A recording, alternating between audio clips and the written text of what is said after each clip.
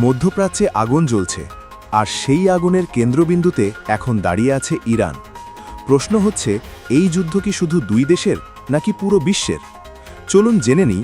মধ্যপ্রাচ্যে ভয়াবহ উত্তেজনা বিরাজ করছে। বিশ্ব রাজনীতির কেন্দ্রবিন্দুতে উঠে এসেছে ইরান।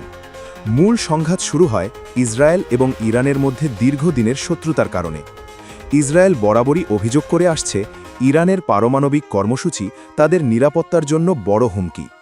অন্যদিকে ইরান দাবি করে তাদের পারমাণবিক কার্যক্রম শান্তিপূর্ণ এবং এটি তাদের অধিকার। পরিস্থিতি হঠাৎ করেই উত্তপ্ত হয়ে ওঠে যখন ইসরায়েল ইরানের গুরুত্বপূর্ণ স্থাপনাগুলোতে হামলা চালায়।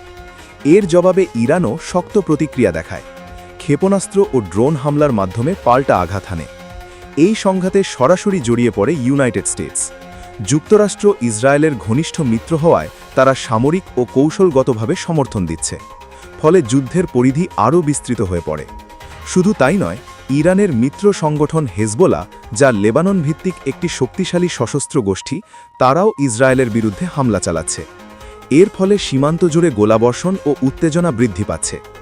এই সংঘাতের প্রভাব পড়েছে পার্শ্ববর্তী দেশগুলোতেও, যেমন ইরাক, সৌদি আরব, কাতার এবং ইউনাইটেড আরব এমিরেটস।